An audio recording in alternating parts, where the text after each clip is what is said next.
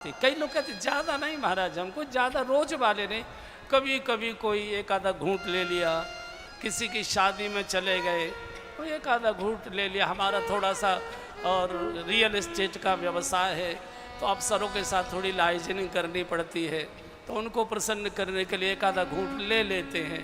हम कोई रोज़ आदत वाले नहीं हैं।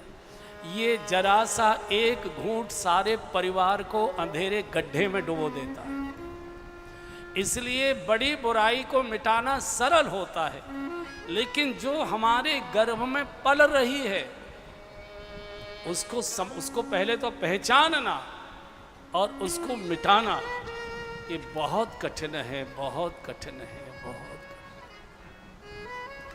जरा सी तीली स्वाहा कर देती, छोड़ती नहीं। इसलिए हनुमान जी भविष्य के गर्भ में भी जो पलने वाली बुराइयां, साधु इसलिए साधु कहे जाते हैं, क्योंकि वो साधक से साधु बने, उन्होंने साधना की है। भविष्य के गर्भ के लिए भी अगर कोई छोटा सा दोष दुर्गुण, कई बार देखा होगा व्यक्ति जवानी में बहुत अच्छा जीवन जी रहा था, बुढ़ापे में विकृत होगा। बहुत बड़े बड़े लोग आप जानते हैं, मैं भी जानता हूँ, बहुत वृद्धावस्था में आकर व्यक्तियों को ठोकर लगी है, विकृत हुए, गड्ढे में गिरे, अंधेरे में ठोकर खाई है। कारण क्योंकि बचपन की छोटी आयु के जो दुर्गुणों के बीज थे वो पड़े रहे और अनुकूल मौसम नहीं मिला, वो दबे रहे। और अनुकूल मौसम मिला, दोस्तों के साथ शिमला घूमने चले गए, करिया सत्यानाश वहाँ जाकर करिए। तो गर्व आप जानते हैं, बथुआ कभी बोया नहीं जाता, बथुआ को कोई बोता नहीं है।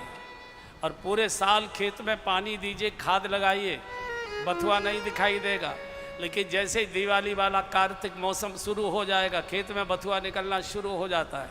कारण बथुआ के बीज धरती के गर्भ में पड़े थे, अनुकूल मौसम की प्रतीक्षा कर रहे थे, अनुकूल मौसम की अभी आप मई जून में देख लीजिए, सारी सड़कें एकदम साफ हैं, जो साइड की पटरियाँ हैं एक भी घास का तिनका नहीं है। और जैसे रिमझिम वर्षा शुरू हो जाएगी, अनेक प्रकार की वनस्पति और फूल ऐसे निकले आएंगे। किसी ने बोए नहीं है, सरकार ने बोई नहीं है, कहाँ से आ गए? ये धरती के गर्भ में जन्म से ही पड़े थे, सृष्टि के जन्म से ही पड़े थे, अनुकूल मौसम की प्रतीक्षा कर रहे थे। बंधुओं और बहनों, ये सत्संग इसी बात के लिए, सत्संग का कोई और दूसरा अर्थ नहीं।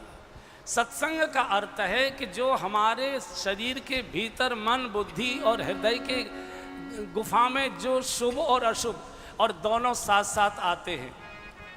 विधाता जब जन्म देता है, क्या है भाई चौपाई? सुमति कुमति सबके उर है, सुमति कुमति सबके उर है, नाथ पुराण निगम अस्थि, नाथ पुराण निगम अस्थि, जहाँ सुमति तहाँ संपत्ति नाना, जहाँ सुमति तहाँ संपत्ति नाना, जहाँ कुमति तहाँ विपत्ति निदाना, जहाँ कुमति तहाँ विपत्ति निदाना।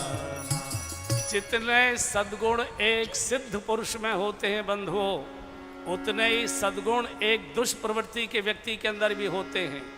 और जितने दुर्गुण एक दुष्प्रवृत्ति के मन में होते हैं, उतने ही दुर्गुण एक साधु पुरुष के मन में होते हैं। ये विधाता के यहाँ से बराबर बंटवारा है, वहाँ छोटा बड़ा कुछ नहीं है। सुमति कुमति सबके उर रही, नाथ पुराण निगम अस कहीं, जहाँ सुमति तहाँ संपत्ति नाना। हम खाद किसको देना चाहते? नराई में खुरपी से काट कर किसको फेंकना चाहते? ये सत्संग का प्रभाव होता है। सत्संग यही करता है, शुभ के पौधों को पानी दे देता है और अशुभ के पौधों को दबा देता है, उगने नहीं देता।